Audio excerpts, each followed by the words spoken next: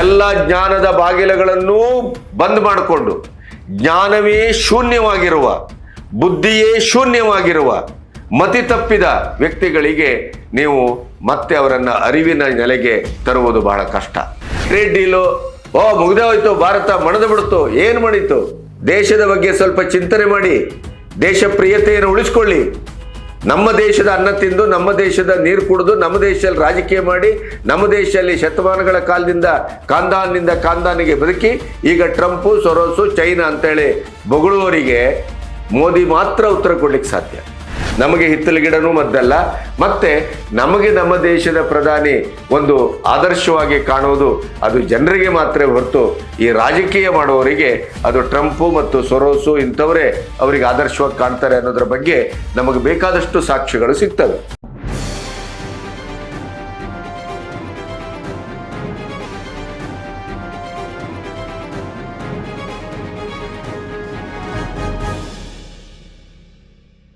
ನಮಸ್ತೆ, B Ganapati news ಚಾನೆಲ್ಗೆ ಸ್ವಾಗತ.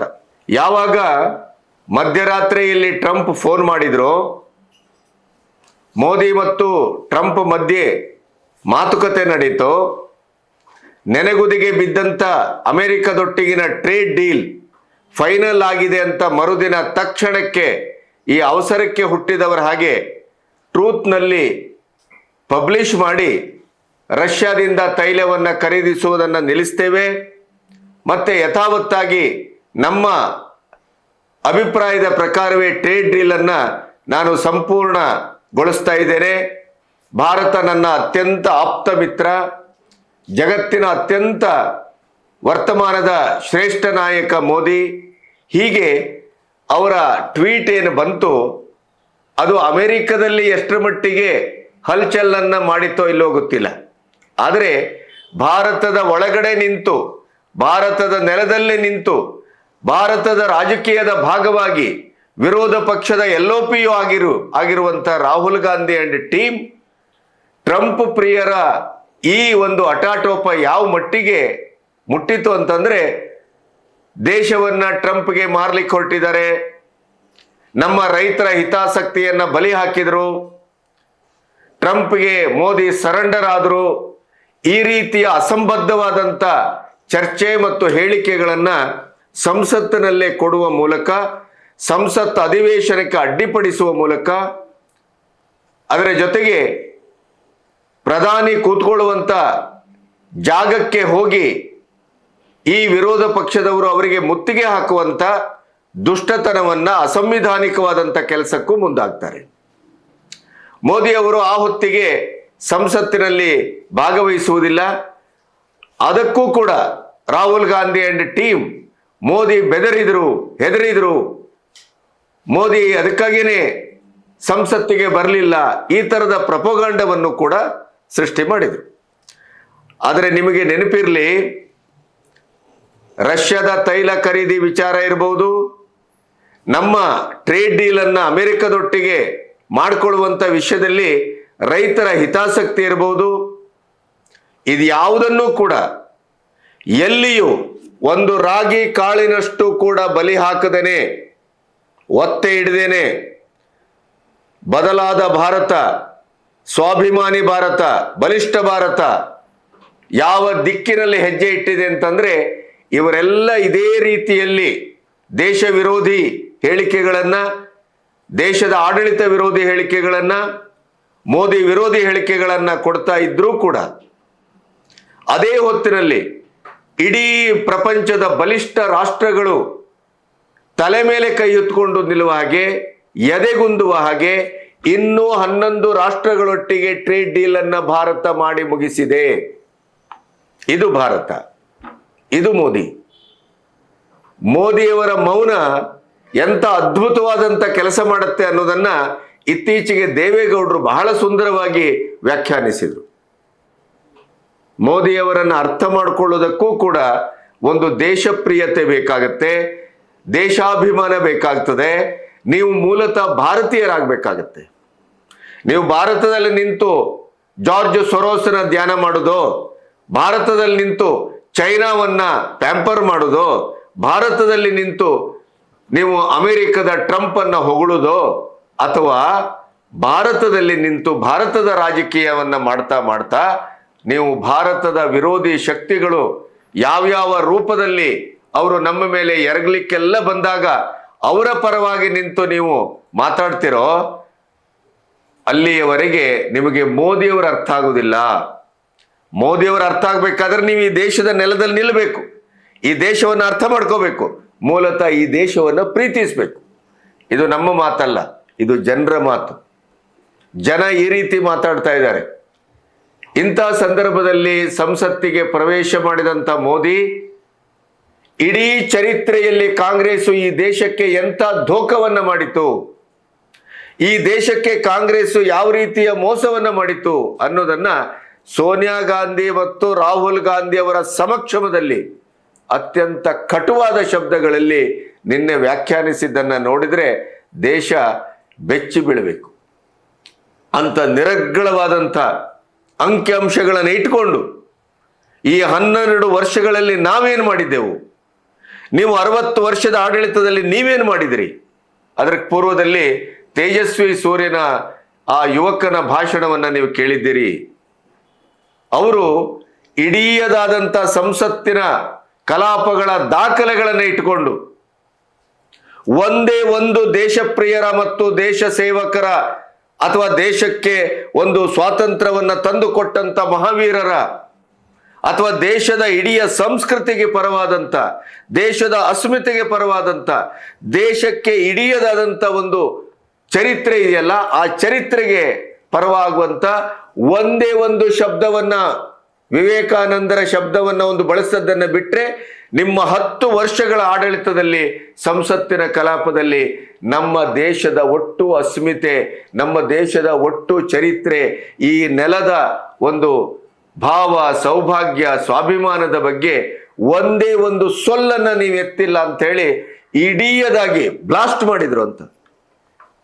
ಮೋದಿಯವರ ನೇತೃತ್ವ ಹೇಗಿದೆ ಅಂತಂದ್ರೆ, ಹೊಸ ಸಂಸದರು ಕೂಡ, ನವ ಯುವಕರು ಕೂಡ ಇವತ್ತು ದೇಶಾಭಿಮಾನದ ಇಡೀದಾದಂಥ ಒಂದು ಪ್ರತಿಕ್ರಿಯೆಯನ್ನ ನಭೋಮಂಡಲಕ್ಕೆ ಮುಟ್ಟಿಸುವಷ್ಟು ಗರ್ಜಿಸ್ತಾರೆ ಮತ್ತು ಅಧ್ಯಯನ ಮಾಡ್ತಾರೆ. ಈ ರೀತಿಯ ವಾತಾವರಣದಲ್ಲಿ ಮೋದಿಯವರು ಸಂಪೂರ್ಣ ಉತ್ತರ ಕೊಡ್ತಾ ಹೋದ್ರು. ಅದರ ಜೊತೆಗೆ ಟ್ರಂಪಿನ ಟ್ರೂತ್ಗೆ ಅದು ಟ್ರೂತ್ ಅಲ್ಲ ಅನ್ನೋದನ್ನ 140 ಕೋಟಿ ಜನರ ಎದುರು ಪ್ರಮಾಣೀಕರಿಸಿದ್ರು 3 ಹಂತದಲ್ಲಿ. ಹಾಗಾದ್ರೆ ಅದರ ಎಲ್ಲ ವಿವರಗಳನ್ನು ನಿಮ್ಮೊಟ್ಟಿಗೆ ಹಂಚ್ಕೋಬೇಕು. ಇಲ್ಲಿಯವರೆಗೆ ನನ್ನ ಚಾನೆಲ್ ಅನ್ನ ಸಬ್ಸ್ಕ್ರೈಬ್ ಮಾಡದೇ ಇದ್ರೆ ಸಬ್ಸ್ಕ್ರೈಬ್ ಮಾಡಿ, ಸ್ವತಂತ್ರ ಪತ್ರಿಕೋದ್ಯಮಕ್ಕೆ ಬೆಂಗಾವಲಾಗಿ. ನಂಬರ್ 1, ರಷ್ಯಾ ಟ್ರೂತ್ನಲ್ಲಿ ಟ್ರಂಪ್ ತನ್ನದೇ ಆದಂಥ ಏಕಸ್ವಾಮ್ಯದ ಯಾವುದೇ ರೀತಿಯಲ್ಲಿಯೂ ಮೋದಿಯವರು ಪ್ರತಿಕ್ರಿಯಿಸಿರೂ ಇರಲಿಲ್ಲ. ಮೋದಿಯವರು ಒಂದೇ ಮಾತು ಹೇಳಿದ್ದೇನು, ಟ್ರಂಪ್ ಫೋನ್ ಮಾಡಿದರೆ ಟ್ರೇಡ್ ಡೀಲು ಫೈನಲ್ ಆಗ್ತದೆ ಅಥವಾ ಅದರ ಬಗ್ಗೆ ಏನು ಮಾತಾಡಿಲ್ಲ. ಅವರು ಮಾತಾಡಿದ್ದು ಒಂದೇ, 18% ತೆರಿಗೆಯನ್ನ ಇಳಿಸಿದ ಟ್ರಂಪ್ ಅವರ ಕ್ರಮಕ್ಕೆ 140 ಕೋಟಿ ಭಾರತೀಯರ ಪರವಾಗಿ ನಾನು ಕೃತಜ್ಞತೆಯನ್ನು ಸಲ್ಲಿಸ್ತೇನೆ, ಅಭಿನಂದಿಸ್ತೇನೆ. 2 ಪ್ರಪಂಚದ ಅತ್ಯಂತ ಬಲಿಷ್ಠ ಪ್ರಜಾಪ್ರಭುತ್ವ ರಾಷ್ಟ್ರಗಳು ಒಟ್ಟಾಗಿ ಕೆಲಸ ಮಾಡೋದ್ರಿಂದ ಅದು ದೇಶಕ್ಕೂ ಮತ್ತು ಪ್ರಪಂಚಕ್ಕೂ ಅತ್ಯಂತ ಹಿತಕಾರಿಯಾದಂಥ ಭವಿಷ್ಯವನ್ನು ರೂಪಿಸ್ತದೆ. ಈ ತರ ಮಾತಾಡಿದ್ರವರು. ನಾವು ರಷ್ಯಾದಿಂದ ತೈಲ ಖರೀದು ನಿಲ್ಲಿಸ್ತೇವೆ, ನಿಮ್ಮ ಟ್ರೇಡ್ ಡೀಲಿಗೆ ನಾವು ಕೃಷಿಯನ್ನು ಇನ್ಕ್ಲೂಡ್ ಮಾಡ್ತೇವೆ. ನೋ, ಯಾವುದೇ ರೀತಿಯಲ್ಲೂ ಕೃಷಿ ಡೀಲಿಗೆ ನಾವು ನಮ್ಮ ಕೃಷಿಕರನ್ನ, ಡೈರಿ ಪ್ರಾಡಕ್ಟ್ ಅನ್ನ ನಾವು ಇನ್ಕ್ಲೂಡ್ ಮಾಡ್ತೇವೆ ಅಂತ ಹೇಳಲೇ ಇಲ್ಲ. ಅದನ್ನ ಕಪೋಲ ಕಲ್ಪಿತವಾಗಿ ಇವರೇ ಊಹಿಸಿ ನಮ್ಮ ದೇಶದೊಳಗೂ ಪ್ರಪಂಚಕ್ಕೂ ತಪ್ಪು ಸಂದೇಶವನ್ನ ಕೊಡಬೇಕು ಅಂತಲೇ ಟ್ರಂಪ್ ಮಾಡಿದಂಥ ಕಿತಾಪತಿ ಇದು ಅನ್ನೋದು ಪ್ರಪಂಚಕ್ಕೆ ಗೊತ್ತಾಗಿದೆ. ದೌರ್ಬಲ್ಯ ಅಂತದ ನಮ್ಮ ವಿರೋಧ ಪಕ್ಷಗಳಿಗೆ ಗೊತ್ತಾಗುವುದಿಲ್ಲ. ನಿದ್ದೆ ಮಾಡುವವನನ್ನ ಎಬ್ಬಿಸಬಹುದು, ನಿದ್ದೆ ಮಾಡುವ ಹಾಗೆ ನಟಿಸುವವನ ಎಬ್ಬಿಸ್ಲಿಕ್ಕಾಗುವುದಿಲ್ಲ. ಎಲ್ಲವೂ ಅರ್ಥ ಮಾಡಿಕೊಂಡವರನ್ನೂ ಕೂಡ ನೀವು ಒಂದು ಸಂವಾದ, ಚರ್ಚೆಯ ಮೂಲಕ ಅವರನ್ನ ನೀವು ಇದಲ್ಲ, ಇದು ಸತ್ಯ ಅಂತ ಅವರನ್ನ ಮನವರಿಕೆ ಮಾಡ್ಕೊಳ್ಬಹುದು. ಎಲ್ಲ ಜ್ಞಾನದ ಬಾಗಿಲುಗಳನ್ನೂ ಬಂದ್ ಮಾಡಿಕೊಂಡು, ಜ್ಞಾನವೇ ಶೂನ್ಯವಾಗಿರುವ, ಬುದ್ಧಿಯೇ ಶೂನ್ಯವಾಗಿರುವ ಮತಿ ತಪ್ಪಿದ ವ್ಯಕ್ತಿಗಳಿಗೆ ನೀವು ಮತ್ತೆ ಅವರನ್ನು ಅರಿವಿನ ನೆಲೆಗೆ ತರುವುದು ಬಹಳ ಕಷ್ಟ. ನಮ್ಮಲ್ಲಿ ವಿರೋಧ ಪಕ್ಷಗಳು, ರಾಹುಲ್ ಗಾಂಧಿ ಅವರ ಮನೋಸ್ಥಿತಿ ಅದೆಲ್ಲವೂ ಆ ರೀತಿಯಲ್ಲಿ ಕೆಲಸ ಮಾಡ್ತಾ ಇದೆ ಅನ್ನೋದನ್ನ ನಿನ್ನೆ ಮೋದಿಯವರು ಬಹಳ ಚೆನ್ನಾಗಿ ಸಂಸತ್ನಲ್ಲಿ ಹೇಳಿದರು. ಈಗ ನೋಡಿ, ರಷ್ಯಾದಿಂದ ತೈಲ ಖರೀದಿಯನ್ನ ನಿಲ್ಲಿಸ್ತೇವೆ ಅಂತ ನಾವು ಯಾವತ್ತೂ ಹೇಳಲಿಲ್ಲ. ಭಾರತ ಇದನ್ನು ಬಹಳ ಕ್ಲಿಯರ್ ಆಗಿ ಹೇಳಿತು. ಟ್ಯಾರಿಫ್ ಅನ್ನು 18ಕ್ಕೆ ಇಳಿಸಿದ್ರಿಂದ ನಾವು ಟ್ರಂಪಿಗೆ ನಾವು ಅಭಿನಂದನೆಯನ್ನು ಹೇಳಿದ್ದೇವೆ. ಒಂದು, ಇದೇ ಹೊತ್ತಿಗೆ ರಷ್ಯಾ ಕೂಡ ಹೇಳಿತ್ತು, ನಮಗೆ ಯಾವುದೇ ರೀತಿಯಲ್ಲೂ ನಮ್ಮ ತೈಲ ಖರೀದಿಯ ವ್ಯವಹಾರವನ್ನ ಸ್ಥಗಿತಗೊಳಿಸ್ತೇವೆ ಅಂತಲೋ ಮರುಪರಿಶೀಲಿಸ್ತೇವೆ ಅಂತಲೋ ಅಥವಾ ಇದು ಯಾವ ರೀತಿಯ ಒಂದು ಮಾತು ನಮ್ಮ ಹತ್ರ ಭಾರತದ ಮೂಲದಿಂದ ಬಂದಿಲ್ಲ. ಆಸ್ ಇಟ್ ಈಸ್ ನಮ್ಮ ತೈಲ ಖರೀದಿ ಆಗ್ತಾ ಇದೆ. ಸತ್ಯ ಹೇಳಬೇಕು ಅಂದ್ರೆ ಇನ್ನೂ 4 ತಿಂಗಳಿಗೆ ನಮ್ದು ಆಲ್ರೆಡಿ ಒಪ್ಪಂದ ಡೀಲ್ ಮುಗಿದೋಗಿದೆ. ಇದನ್ನ ಬಹಳ ಕ್ಲಿಯರ್ ಆಗಿ ಹೇಳಿದ್ರು. ಇದರ ಮಧ್ಯೆ ಇಷ್ಟು ಹಲ್ಚಲ್ ಆಗ್ತಾ ಇದೆ. ಭಾರತದ ಮೋದಿ ಸರೆಂಡರ್ ಆದ್ರು, ಹಂಗಾದ್ರು ಹಿಂಗಾದ್ರು ಏನು ಹೇಳಿದ್ರು ಕೂಡ ಮೋದಿ ಅವರು ಅಥವಾ ಸರ್ಕಾರ ಏನು ವಿಚಲಿತ ಆಗಿಲ್ಲ. 11 ಹೊಸ ದೇಶಗಳೊಟ್ಟಿಗೆ ಡೀಲ್ ಅನ್ನ ಕಂಪ್ಲೀಟ್ ಮಾಡಿದೆ. ಮತ್ತೆ ಅಮೆರಿಕದಂತ, ಚೈನಾದಂತ ಬಲಿಷ್ಠ ರಾಷ್ಟ್ರಗಳಿಗೂ ಕೂಡ ಒಂದು ಹೊಸ ಎಚ್ಚರಿಕೆಯನ್ನ ಈ ಮೂಲಕ ಕೊಟ್ಟಿದೆ. ಭಾರತ ಮಣಿಯುವುದಿಲ್ಲ. ಭಾರತ ಮೊದಲಿನ ಭಾರತ ಅಲ್ಲ. ಅಮೆರಿಕದೇ ತಜ್ಞರು ಹೇಳಿದ್ರು, ಭಾರತ 25 ವರ್ಷದ ಹಿಂದಿನ ಭಾರತ ಅಲ್ಲ. ಆ ಮೂಡಲ್ಲೇನಾದ್ರೂ ಅಮೆರಿಕ ಭಾರತದೊಟ್ಟಿಗೆ ವ್ಯವಹರಿಸಿದ್ರೆ ಅದು ಅಮೆರಿಕಕ್ಕೆ ಆತ್ಮಘಾತಕ, ಅಮೆರಿಕಕ್ಕೆ ಭವಿಷ್ಯದಲ್ಲಿ ಹೊಡೆತ ಅಂತ ಅಮೆರಿಕದ ಆರ್ಥಿಕ ತಜ್ಞರು ಹೇಳಿದ್ರು, ನಮ್ಮವರಲ್ಲ. ಇಂಥ ಪರಿಸ್ಥಿತಿಯಲ್ಲಿ ರೈತರ ಹಿತವನ್ನ, ಡೈರಿ ಪ್ರಾಡಕ್ಟ್ ಅನ್ನ ಎಕ್ಸ್ಕ್ಲೂಡ್ ಮಾಡಿ ನಮ್ಮ ದೇಶದ ಯಾವುದೇ ಹಿತವನ್ನ ಬಲಿ ಕೊಟ್ಟು ನಾವು ಟ್ರೇಡ್ ಡೀಲ್ ಅನ್ನ ಫೈನಲ್ ಮಾಡುವುದಿಲ್ಲ. ಟ್ರೇಡ್ ಡೀಲ್ ಫೈನಲ್ ಆಗಿಲ್ಲ, ಮಾತುಕತೆಯ ಹಂತದಲ್ಲಿದೆ. ಭಾರತದಲ್ಲಿರುವಂತ ಅಮೆರಿಕದ ರಾಯಭಾರಿ ಕೂಡ ಇದನ್ನೇ ಹೇಳಿದ್ರು. ಟ್ರಂಪ್ ಟ್ರೂತ್ ನಲ್ಲಿ ಏನೇನೋ ಬಾಯಿಗೆ ಬಂದಂಗೆ ಹಾಕಿದಾಗ್ಲೂ ಕೂಡ ನೋ, ಡೀಲ್ ಕಂಪ್ಲೀಟ್ ಆಗಿಲ್ಲ, ಇನ್ನೂ ಮಾತುಕತೆಯ ಹಂತದಲ್ಲಿದೆ ಅನ್ನೋದನ್ನ ಅವರು ಬಹಳ ಸ್ಪಷ್ಟವಾಗಿ ಹೇಳಿದ್ರು.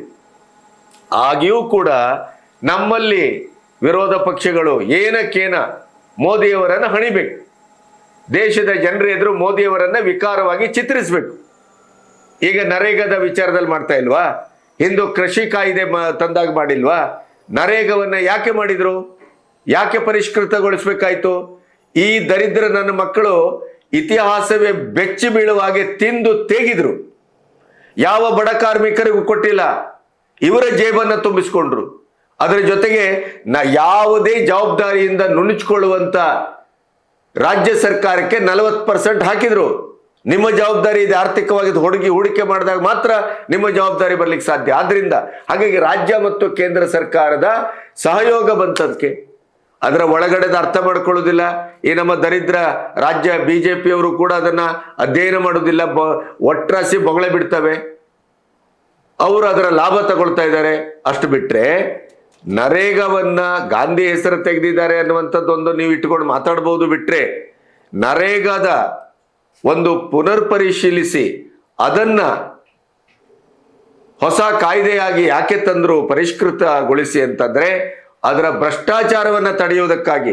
ಭ್ರಷ್ಟಾಚಾರಿಗಳಿಗೆ ಭ್ರಷ್ಟಾಚಾರವನ್ನ ತಡೆದಾಗ ನೋವಾಗುತ್ತೆ. ಏನ್ ಮಾಡ್ತೀರಿ ಅದಕ್ಕೆ? ಇದನ್ನು ಹಾಗೆ ಟ್ರೇಡ್ ಡೀಲು ಮುಗ್ದೇ ಹೋಯ್ತು, ಭಾರತ ಮಣದು ಬಿಡ್ತು. ಏನ್ ಮಾಡಿತು? ದೇಶದ ಬಗ್ಗೆ ಸ್ವಲ್ಪ ಚಿಂತನೆ ಮಾಡಿ, ದೇಶ ಪ್ರಿಯತೆಯನ್ನು ಉಳಿಸ್ಕೊಳ್ಳಿ. ನಮ್ಮ ದೇಶದ ಅನ್ನ ತಿಂದು, ನಮ್ಮ ದೇಶದ ನೀರು ಕುಡಿದು, ನಮ್ಮ ದೇಶದಲ್ಲಿ ರಾಜಕೀಯ ಮಾಡಿ, ನಮ್ಮ ದೇಶದಲ್ಲಿ ಶತಮಾನಗಳ ಕಾಲದಿಂದ ಕಾಂದಾನಿಗೆ ಬದುಕಿ ಈಗ ಟ್ರಂಪು, ಸೊರೋಸು, ಚೈನಾ ಅಂತೇಳಿ ಬೊಗಳುವವರಿಗೆ ಮೋದಿ ಮಾತ್ರ ಉತ್ತರ ಕೊಡ್ಲಿಕ್ಕೆ ಸಾಧ್ಯ. ಮೋದಿ ಅವರು ತಕ್ಷಣ ಉತ್ತರಿಸುವುದಿಲ್ಲ, ಅವರು ಮೌನವಾಗಿರ್ತಾರೆ. ಆದರೆ ಆ ಮೌನ ಮುಂದಿನ ಬೇಟೆಯ ಬಹಳ ದೊಡ್ಡ ಗುರಿ ಸಾಧನೆಯ ಒಂದು ಕಾವು ಅನ್ನೋದನ್ನ, ನಿರೀಕ್ಷೆ ಅನ್ನೋದನ್ನ ನಾವು ಅರ್ಥ ಮಾಡ್ಕೋಬೇಕು. ಅದೇ ರೀತಿಯಲ್ಲಿ ಈಗ ಇಂಧನ ಭದ್ರತೆ ನೋಡಿ, ಭಾರತ ಸರ್ಕಾರ ಪಿಯೂಷ್ ಗೋಯಲ್ ಬಹಳ ಸ್ಪಷ್ಟವಾಗಿ ಹೇಳಿದ್ದಾರೆ. ಏನು ಅಂದ್ರೆ 140 ಕೋಟಿ ಭಾರತೀಯರ ಇಂಧನ ಭದ್ರತೆ ನಮ್ಮ ಆದ್ಯತೆ. ಟ್ರೇಡ್ ಡೀಲ್ಗೆ ಯಾವುದೇ ರೀತಿಯ ನಿರ್ಬಂಧ ಇರುವುದಿಲ್ಲ, ಯಾವುದೇ ರೀತಿಯ ಬದ್ಧತೆಯೂ ಇರುವುದಿಲ್ಲ. ನಮ್ಮ ದೇಶಕ್ಕೆ ಹಿತ ಆಗುವ ರೀತಿಯಲ್ಲಿ ನಾವು ಏನು ನಿಯೋಗವನ್ನ ವಾಪಸ್ ಕರೆಸಿಕೊಂಡೆವು, ಅವರ ನಿಯೋಗ ಬಂದಾಗ ಸ್ಪಷ್ಟ ಮಾಡಿದ್ದೆವು, ನಾವು ನಮ್ಮ ದೇಶದ ಜನರ ಹಿತವನ್ನ ಬಲಿ ಹಾಕಿ ಯಾವ ಟ್ರೇಡ್ ಡೀಲ್ ಅನ್ನು ಮಾಡಿಕೊಳ್ಳುವ ಪ್ರಶ್ನೆಯೇ ಇಲ್ಲ ಅಂತ ಬಹಳ ಸ್ಪಷ್ಟವಾಗಿ. ಹಾಗಾಗಿ ದೇಶದ ಒಳಗಡೆಯವರಿಗೂ ವಿದೇಶದಲ್ಲಿ ನಿಂತು ಭಾರತವನ್ನ ಮಣ್ಣು ಮುಕ್ಕಿಸಬೇಕು ಅಂತ ಹೊರಟಂತ ಕದಿಮರಿಗೂ ಏಕಕಾಲದಲ್ಲಿ ಉತ್ತರ ಕೊಡಲಾಗಿದೆ.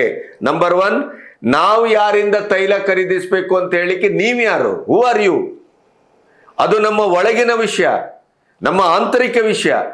ಈ ದೇಶವನ್ನ ಕಟ್ಟಬೇಕು ಅಂತ ಆದ್ರೆ ನಮಗೆ ಹಿತ ಆಗುವವರು, ನಮಗೆ 10 ರೂಪಾಯಿ ಯಾರು ಕಡಿಮೆ ಕೊಡ್ತಾರೋ, ಅದು ರಷ್ಯಾ ಆಗ್ಬಹುದು, ವೆನಿಜುವೆಲಾ ಆಗ್ಬಹುದು, ಇನ್ನೊಂದು ಆಗ್ಬಹುದು, ಇರಾನ್ ಆಗ್ಬಹುದು, ನಾವು ಖರೀದಿಸ್ತೇವೆ.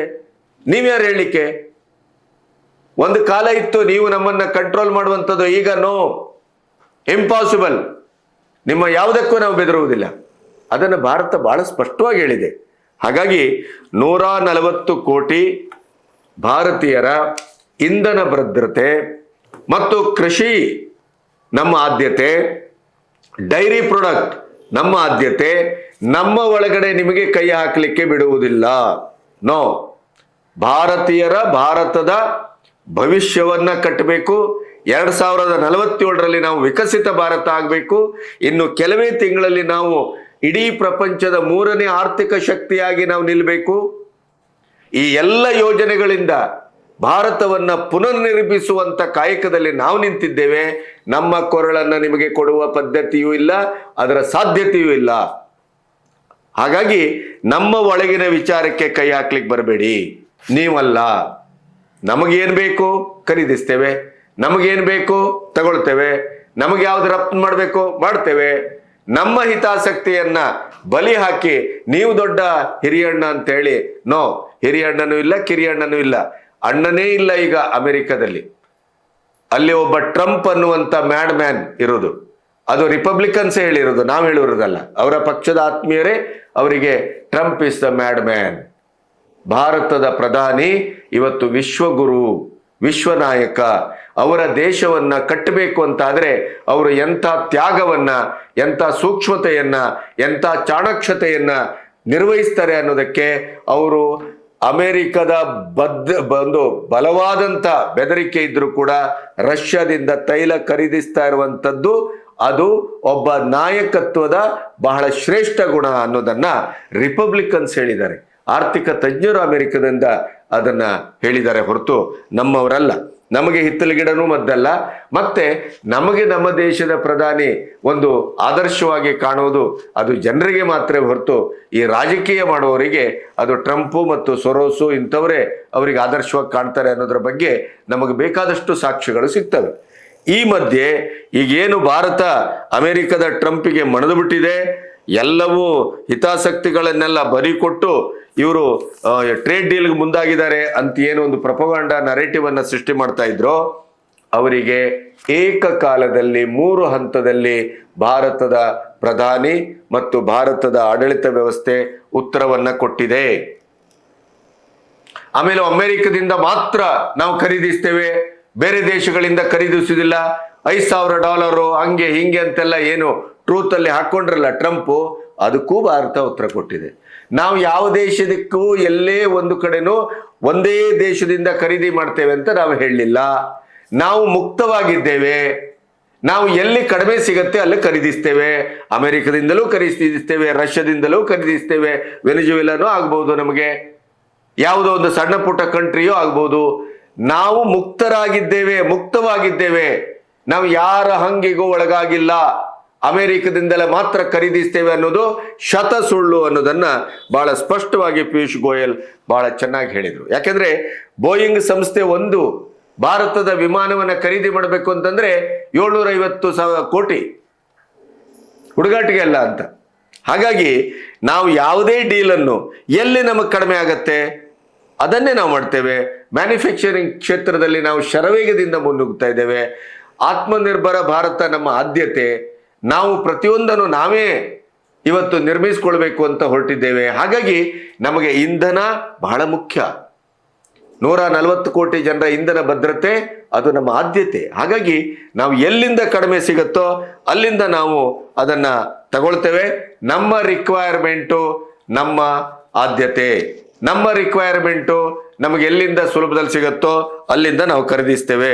ಹಾಗಾಗಿ ಮುಂದಿನ 5 ವರ್ಷಗಳಲ್ಲಿ ಲಕ್ಷ ಕೋಟಿ ನಾವು ಖರೀದಿ ಮಾಡಬಹುದು ಅನ್ನುವಾಗ ನಾವು ತುಂಬಾ ತಯಾರಿಯಲ್ಲಿದ್ದೇವೆ. ಇದು ಭಾರತದ ನುಡಿ.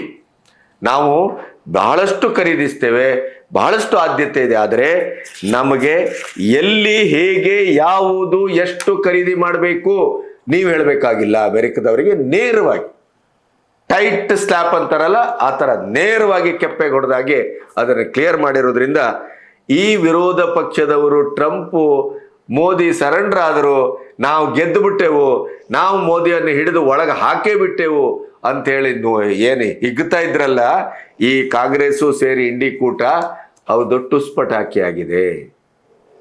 ಅವರ ದಮ್ಮನ್ನ ಇಡೀದಾಗಿ ಸಂಸತ್ತಿನಲ್ಲಿ ಮಾತಿನ ಮೂಲಕವೂ ಮತ್ತೆ ಇಡೀ ಪ್ರಪಂಚದೊಟ್ಟಿಗೆ ಟ್ರೇಡ್ ಡೀಲ್ ಅನ್ನ ಹೊಸತಾಗಿ ಮಾಡಿಕೊಳ್ಳುವುದರ ಮೂಲಕವೂ ಅಮೆರಿಕಕ್ಕೆ ಸರಿಯಾಗಿ ಕೆಪ್ಪೆಗೆ ಹೊಡೆಯುವ ಮೂಲಕವೂ ಏಕಕಾಲದಲ್ಲಿ ಭಾರತದ ಒಳಗೂ ಭಾರತದ ಹೊರಗೂ ಎರಡೂ ದಿಕ್ಕಿನಲ್ಲಿ ಭಾರತದ ಪ್ರಧಾನಿ ಮತ್ತು ಆಡಳಿತ ವರ್ಗ ಸಾಧಿಸಿದ ಸಾಧ್ಯತೆ ಇದೆಯಲ್ಲ, ಅದು ಅದ್ಭುತ ಅಂತ. ನಮಸ್ತೆ.